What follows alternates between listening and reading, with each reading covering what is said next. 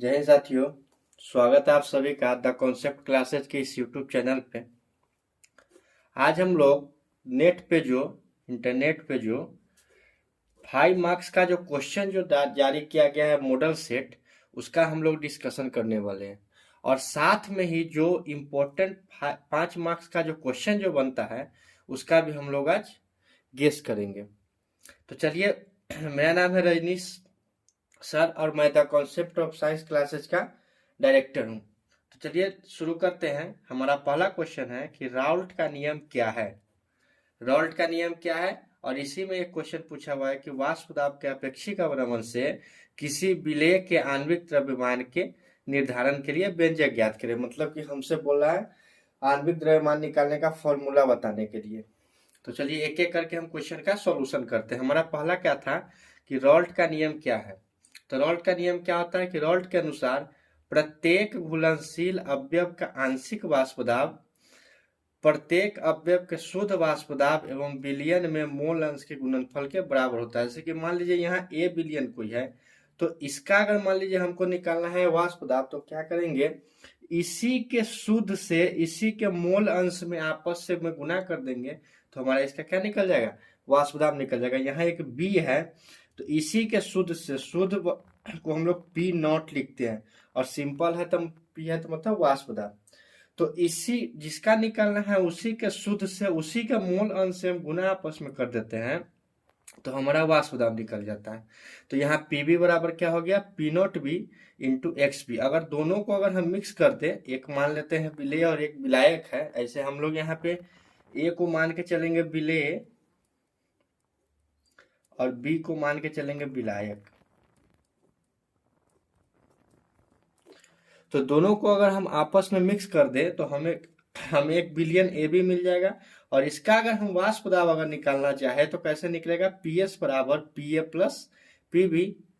और P A का value कितना है, उसी के शुद्ध और उसी के मोल अंश आपस में गुना, और उसी के शुद्ध उसी के मोल अंश से आपस में गुना। उम्मीद करते हैं इतना आपको समझ में आएगा। अब हम लोग इसी का अगला क्वेश्चन देखते हैं कि वाष्प दाब के अपेक्षिक अवनमन से किसी विलेय के आणविक द्रव्यमान के निर्धारण के लिए व्यंजक ज्ञात करें। तो देखिए यहाँ, देखिए जैसा कि हम जानते हैं क्या कि वाष्प दाब का जो अपेक्षिक अवनमन जो होता है, आप लोग पढ़े होइएगा कि वाष्प दाब का अवनमन और शुद्ध विलायक के वाष्प दाब के अनुपात को हम लोग क्या कहते हैं, इस टोटल को क्या कहते हैं, हम लोग कहते हैं वाष्प दाब का अपेक्षिक अवनमन, मतलब RLVP जिसको बोलते हैं शॉर्ट फॉर्म में। ठीक। और ये जो राउल्ट क्या कह कर गए कि वाष्प दाब का अपेक्षिक अवनमन जो होगा वो विलेय के मूल अंश के बराबर होगा। तो यहाँ क्या है, विलेय का मूल अंश। तो जैसा कि हम जानते हैं P not a minus P S बट्टा पी नॉट ए बराबर क्या हो जाएगा, एक्स बी। अब देखिए P not a minus P S लिखा हुआ है, इसको जस का तस। और देखिए मूल अंश निकालने का क्या है कि अगर मान लीजिए हमको ए का मूल अंश निकालना है, तो उसी के मोल से, मतलब एक से मान लीजिए अगर हमको निकालना है यानी ए का मोल अंश तो क्या करेंगे, उसी के मोल से अब नीचे में क्या कर देंगे, टोटल मोल लिख देंगे, तो मेरा क्या हो जाता है, मोल अंश निकल जाता है। मतलब जिसका निकालना है उसका मोल ऊपर और नीचे में टोटल। तो यहाँ देखिए वही हुआ है कि एक्स बी मतलब क्या, बी का मोल अंश, और बी को हम लोग क्या मानते हैं, विलेय। तो इसका मोल अंश निकालने के लिए क्या करेंगे, इसी के मोल से नीचे में दोनों के मोल मतलब संपूर्ण मोल से भाग दे देंगे। और यहाँ हम लोग एज्यूम करके चलते हैं कि ए का जो मोल है ज्यादा है और बी का कम है। तो इसी प्रकार देखिए इसको सेम उतार दिए हैं, और एनबी के एनबी। अब बताइए एनए ज्यादा है और एनबी कम है। ये मान लीजिए समुंदर है, एक लोटा पानी है, तो समुंदर में अगर हम एक लोटा पानी ही अगर डाल देंगे तो क्या होगा, वो समुंदर ही कहलाएगा। तो मतलब एनए में अगर एनबी हम जोड़ ही देंगे, एन बहुत ज्यादा है तो क्या एनए ही कहलाएगा। तो इस दोनों के बदला में लगभग हम क्या लिख दिए, एनए लिख दिए। अब जैसा कि आप जानते हैं कि मोल बराबर क्या होता है फॉर्मूला, कि दिया हुआ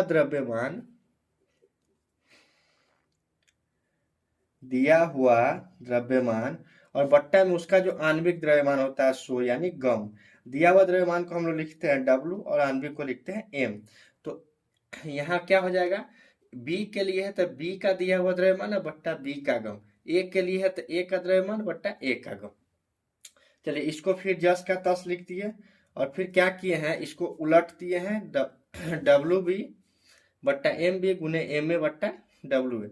हमको निकालना है क्या, एम बी, क्योंकि क्या बोला है क्वेश्चन में, क्या बोले हुआ है कि विलेय के आणविक द्रव्यमान। तो विलेय मतलब क्या, विलेय मतलब ए, और ए का आणविक द्रव्यमान मतलब क्या, एम ए, सॉरी विलेय मतलब बी, और बी का द्रव्यमान मतलब क्या, एम बी। यही हमको बोल रहा है निकालने के लिए।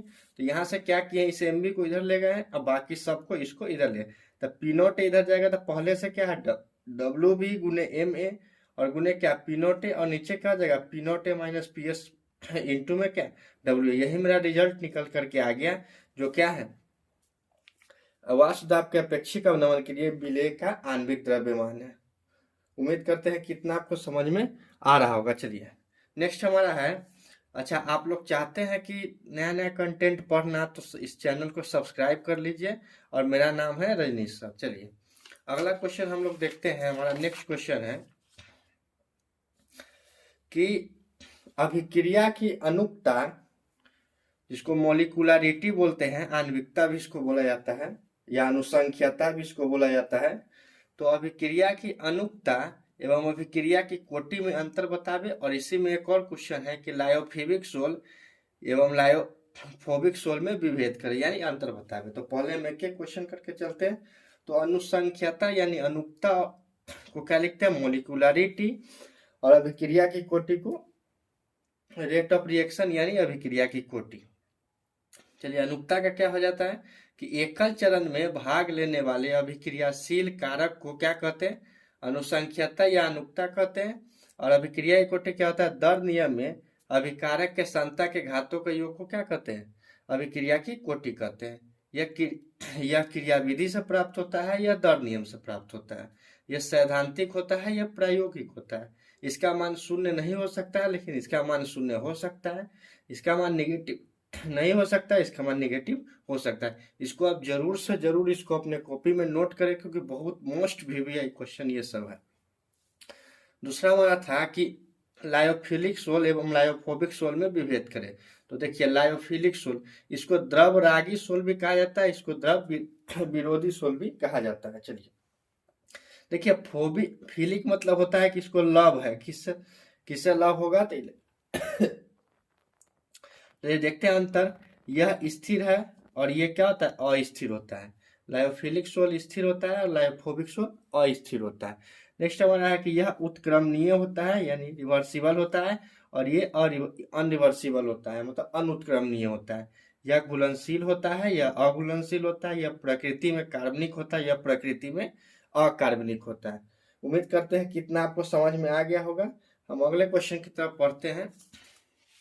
हमारा अगला क्वेश्चन है, बहुत ही शानदार क्वेश्चन एक है, जो कि निष्कर्षण से है। क्या है क्वेश्चन, क्वेश्चन है कि बॉक्साइट अयस्क से एल्युमिनियम के निष्कर्षण की विधि को संक्षिप्त में लिखें। मतलब कि बॉक्साइट एक अयस्क है जिससे हमको क्या निकालना है, एल्युमिनियम निकालना है, यानी निष्कर्षण करना है। तो देखिए बॉक्साइट का सूत्र होता है Al2O3 इंटू 2H2O। देखिए बॉक्साइट से एल्युमिनियम का निष्कर्षण दो तरीका से यानी दो स्टेप में किया जाता है, दो चरण में किया जाता है। क्या क्या चरण है, तो पहला चरण है बॉक्साइट का निक्षालन करके, और दूसरा है एल्यूमिना का इलेक्ट्रोलिसिस करके। मतलब कि बॉक्साइट से हम एल्यूमिना पहले बनाएंगे और फिर एल्यूमिना का क्या करेंगे, इलेक्ट्रोलिसिस करके हम लोग क्या प्राप्त कर लेंगे, एल्युमिनियम प्राप्त कर लेंगे। तो चलिए एक एक प्रोसेस को हम लोग जानते हैं। हमारा पहला प्रोसेस है कि बॉक्साइट को NaOH के जलीय विलयन के साथ 150 डिग्री सेल्सियस ताप एवं दाब पर मिलाया जाता है। क्या होता है कि बॉक्साइट को NaOH के साथ, यहाँ देखिए बॉक्साइट को NaOH के साथ कितना पे 150 डिग्री ताप एवं उच्च प्रेशर पे यानी दाब पे मिलाया जाता है, एवं अयस्क का कण घुलकर सोडियम मेटा एल्यूमिनेट बना देता है। ये जो अयस्क होता है Al2O3, ये घुलकर क्या बना लेता है, सोडियम मेटा एल्यूमिनेट, जिसका फॉर्मूला क्या है NaAlO3O2। लेकिन अशुद्धियां वहीं रह जाती है। अब देखिए प्योर हमको एल्यूमिनियम अगर लेना है तो क्या करेंगे, अशुद्धि को भी उसमें से हटाना होगा। तो अशुद्धि को कैसे हटाएंगे, तो देखिए बना हुआ सोडियम मेटा एल्यूमिनेट को गर्म करके शुद्ध एल्यूमिना प्राप्त कर लिया जाता है, और एल्यूमिना का सूत्र होता है Al2O3। यहाँ देखिए बॉक्साइट को NaOH के साथ 150 डिग्री सेल्सियस ताप पर क्या किया गया, मिलाया गया एवं क्या प्राप्त कर लिया गया, सोडियम मेटा एल्यूमिनेट। और फिर इस सोडियम मेटा एल्यूमिनेट को, लेकिन अशुद्ध होने से, लेकिन सोडियम मेटा एल्यूमिनेट को गर्म करके, देखिए गर्म करके क्या बना लिया गया, शुद्ध एल्यूमिना प्राप्त कर लिया गया। ठीक, अब क्या दूसरा प्रोसेस फिर होगा, क्योंकि शुद्ध एल्यूमिना हमको मिल गया, लेकिन हमको क्या चाहिए, हमको चाहिए एल्यूमिनियम। तो नेक्स्ट प्रोसेस क्या है कि एल्यूमिना का हाइड्रोलिसिस। तो हाइड्रोलिसिस का, एल्यूमिना का हाइड्रोलिसिस आप बोल लीजिए, या इसी का नाम क्या, हॉल एवं हेराल्ट विधि। इसी को क्या बोलते हैं, एल्यूमिना का हाइड्रोलिसिस कराने को हम लोग क्या बोलते हैं, हॉल एवं हेराल्ट विधि। तो क्या है इसको समझते हैं। देखिए कह रहा है कि शुद्ध एल्यूमिना विद्युत का कुचालक होता है, यानी कि ये जो शुद्ध अभी एल्यूमिना जो बना है, ये क्या है, इसमें से करंट पास नहीं करेगा, एवं इसका गलनांक बिंदु उच्च होता है, मतलब मेल्टिंग पॉइंट क्या होता है, हाई होता है। गलनांक बिंदु को कम करने के लिए क्रायोलाइट, क्रायोलाइट का सूत्र क्या होता है, Na3Al क्रायोलाइट के चालकता को बढ़ाने के लिए फ्लोरोसल्फर को मिलाया जाता है एल्युमिनियम की। इस प्रक्रिया को हॉल एवं हेराल्ट विधि कहते हैं, हॉल एवं हेराल्ट विधि कहते हैं। अब देखिए यहाँ कार्बन जो होता है वो कैथोड पर होता है, और ग्रेफाइट कहाँ होता है, एनोड पे होता है, मतलब जमा हो जाता है। एल्युमिनियम जो है कैथोड पर मतलब 100% तो नहीं, लेकिन 99.8 पर, इसको 100 मान सकते हैं, 99.8% जमा हो जाता है। देखिए ये मेरा क्या है, Al2O3 शुद्ध एल्यूमिना, इसको क्या किए, इलेक्ट्रोलिसिस किए, यानी कि ब्रेक कर दिए, यानी कैटायन में और एनायन में। अब देखिए कैथोड पे क्या गया, एल्यूमिनियम, बन कितना गया, मतलब कैथोड पे क्या गया, इस ये वाला कैटायन, और कैटायन जा करके क्या बना दिया, एल्यूमिनियम बना दिया, और एनोड पे गया ऑक्सीजन, और ऑक्सीजन क्या कर लिया, हाफ O2 में कन्वर्ट हो गया। तो यहाँ देखिए हमको Al निकल गया, तो इसी को हम लोग क्या कहते हैं, बॉक्साइट से एल्युमिनियम अयस्क का हमारा क्या हो गया, निष्कर्षण हो गया। बहुत ही भी आई है। इसमें आप एक क्या याद रख लीजिएगा, कॉपर का निष्कर्षण, कॉपर का निष्कर्षण। देखिए एग्जाम नजदीक है, अगर आप लोग पढ़िएगा नहीं तो होगा नहीं, इसीलिए ये सब भी है, कॉपर का निष्कर्षण। और एक आप लोग जिंक का याद कर लीजिएगा, जिंक का निष्कर्षण, बहुत मोस्ट इंपोर्टेंट क्वेश्चन है, इसको ध्यान कर लीजिएगा। उम्मीद करते हैं कि इतना आपको समझ में आ रहा होगा, और आप तक कॉन्सेप्ट क्लासेस के यूट्यूब चैनल को सब्सक्राइब भी कर लिए होइएगा अभी तक यहाँ के कंटेंट को देखकर। चलिए अगला हमारा क्वेश्चन है कि निम्नलिखित पर जो नीचे दिया गया उस पर संक्षिप्त टिप्पणी लिखे। देखिए नियम रिएक्शन है, एक है रोजन-मुंड अभिक्रिया और एक है पार्किन अभिक्रिया। रोजन-मुंड अभिक्रिया क्या होता है और पार्किन अभिक्रिया क्या होता है, भली भांति जानते होइएगा। चलिए क्या है रोजन-मुंड अभिक्रिया और दूसरा क्या है, पार्किन अभिक्रिया। चलिए हम लोग जानते हैं, पहले एक एक करके पहले रोजन-मुंड अभिक्रिया जान लें। तो रोजन-मुंड क्या कहता है कि एसिड क्लोराइड, यही मेरा एसिड क्लोराइड है, एसिड में बेंजीन क्लोराइड हो सकता है, और भी methyl chloride, methyl chloride, ethyl chloride, कुछ भी हो सकता है। तो एसिड क्लोराइड का पीडी या BaSO4 की उपस्थिति में अवकरण कराने पर एल्डिहाइड प्राप्त होता है, जिसे क्या कहते हैं, रोजन-मुंड अवकरण कहते हैं। मतलब कि एसिड क्लोराइड का इस इतना की उपस्थिति में क्या कराने पर, अवकरण कराने पर हमको क्या प्राप्त होता है, एल्डिहाइड। यहाँ देखिए बेंजीन एसिड क्लोराइड है,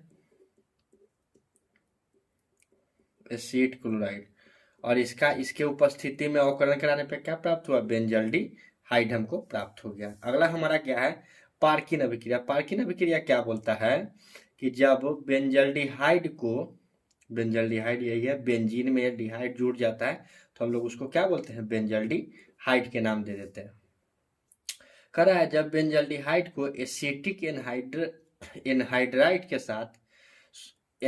के साथ सोडियम एसीटेट की उपस्थिति में अभिक्रिया कराने पर सिनेमिक अम्ल बनता है। मतलब कि बेंजीन एल्डिहाइड यानी बेंजल्डिहाइड को किसके साथ अभिक्रिया कराने पर, एसिटिक एनहाइड्राइड, एसिटिक एनहाइड मेरा यही है, और किसके उपस्थिति में, सोडियम एसीटेट। सोडियम एसीटेट का सूत्र क्या होता है, CH3COONA।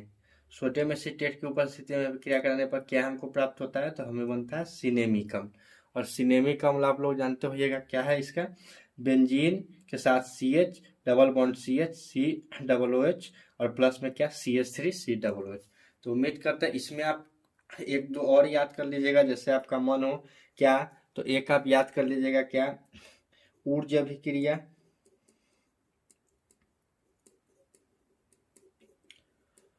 एक ऊर्ज फिटिंग,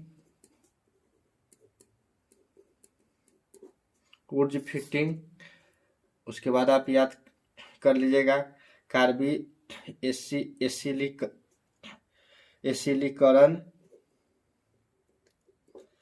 यही सब बहुत सारा अभिक्रिया इसमें नेम रिएक्शन में आता है, उसको आप याद कर दीजिएगा।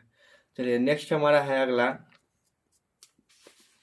नेक्स्ट क्वेश्चन है हमारा, लास्ट क्वेश्चन है कि निम्नलिखित परिवर्तन कैसे किए जा सकते हैं, मतलब निम्नलिखित को हम लोग परिवर्तन कैसे कर सकते हैं। तो देखिए किस चीज में परिवर्तन करने के लिए बोल रहा है, तो बोल रहा है एसिटिलीन से आयोडोफोम बनाने के लिए, और एक बोल रहा है क्या कि एसिटिक अम्ल से एसीटोन बनाने के लिए। देखिए सबसे पहले आपको इसका फॉर्मूला पता होना चाहिए कि क्या होता है इसका फॉर्मूला। तो सबसे पहले इसका फॉर्मूला हम लोग देखते हैं। देखिए एसिटिलीन का फॉर्मूला होता है CH2 नहीं, CH double triple bond CH, और आयोडोफॉर्म का होता है CHI3। ऐसे इसका C2H2 होता है। लिखने के लिए इसको लिखा जाता है एसिटिलीन को क्या, चलिए ब्लू पेन से लिखते हैं जो दिखाई देगा C2H2। लेकिन इसको अगर हम ऐसे लिखे तो C2H2 कैसे लिखेंगे, CH double triple bond CH। तो यही बात है, C2H2 है। ये किसका फॉर्मूला है, तो एसिटिलीन का फॉर्मूला है। तो एसिटिलीन से आयोडोफॉर्म कैसे बनाएंगे, तो देखिए ये रहा मेरा एसिटिलीन, इसका हम हाइड्रेशन कराते हैं। हाइड्रेशन मतलब होता है पानी मिलाना। तो पानी यहाँ पे मिलाएंगे तो H2 ये ले जाएगा एक CH और O ले जाएगा ये। तो देखिए C एगो H दूगो H, तो कितना CH3 तीन गो H और CHO, तो क्या हो गया CHO। तो इसको हम लोग नाम क्या देते हैं, एसिटल्डिहाइड, या इसका IUPAC नाम क्या होता है, इथेनॉल, क्योंकि दो कार्बन है, दो कार्बन को बोलते हैं इथ, और एल्डिहाइड को हम लोग क्या लिखते हैं अति के रूप में, प्रत्यय के रूप में, मतलब जो मेन चेन की तरह अगर कार्य करे तो उसको लिखते हैं ऑल। तो क्या हो जाएगा इथेनॉल। इसका हम किसके साथ, क्योंकि देखिए इसका हमको बनाना है क्या, आइडोफॉर्म। तो हाइड्रोजन के साथ अभी क्रिया हाइड्रोजनीकरण कराते हैं। तो हाइड्रोजनीकरण कराने पर क्या बनता है, आइडोफॉर्म बनता है। और आइडोफॉर्म का सूत्र क्या होता है, CHI3। तो इसी को आप भाषा में भी लिख सकते हैं कि एसिटिलीन का हाइड्रेशन कराने पे क्या बनता है, एसिटल्डिहाइड बनता है, एवं फिर इसका हाइड्रोजनीकरण कराने पे क्या बनता है, आइडोफॉर्म बनता है। उम्मीद करते हैं इतना समझ में आ रहा होगा। चलिए नेक्स्ट हमारा है, नेक्स्ट क्या था, एसिटिक अम्ल से क्या बनाना था, एसीटोन बनाना था। तो एसिटिक अम्ल का क्या होता है फॉर्मूला, इस पहले एसीटोन का समझते थे। एसीटोन का फॉर्मूला क्या होता है बताइए, तो एसीटोन का होता है CH3 CO CH3, और एसिटिक अम्ल का होता है, आप लोग यहाँ देख सकते हैं CH3 COOH। यही मेरा क्या है, एसिटिक अम्ल है। अब देखिए इस एसिटिक अम्ल को इसके साथ CaOH2 के साथ अभिक्रिया, मतलब निर्जल CaOH2 के साथ अभिक्रिया कराने पे हमको बनता है कैल्शियम एसिटेट। इसको एसिटिक अम्ल बोला जाता है, या IUPAC नाम है इथेनोइक अम्ल बोला जाता है। तो क्या बनता है कैल्शियम एसिटेट, और इसका जो है क्या करते हैं हम, शुष्क आसवन कराते हैं।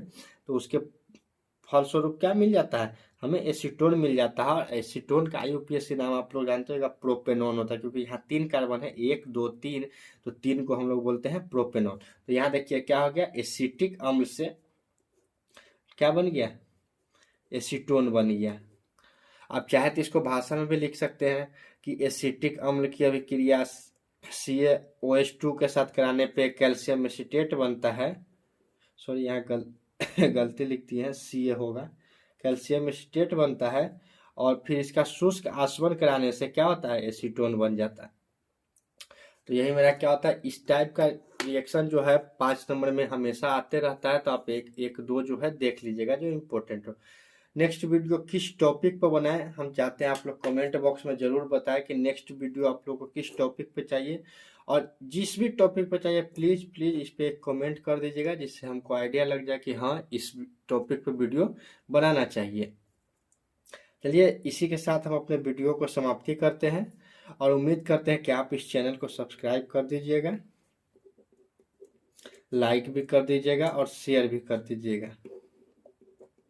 और नेक्स्ट वीडियो किस चीज़ पे होना चाहिए आप लोग जरूर से जरूर कमेंट में बताइएगा, ताकि हम आपके सुविधा के अनुसार चले और आपको जो है अच्छा से अच्छा वीडियो और बहुत ही बढ़िया कंटेंट आपको प्राप्त कर सके।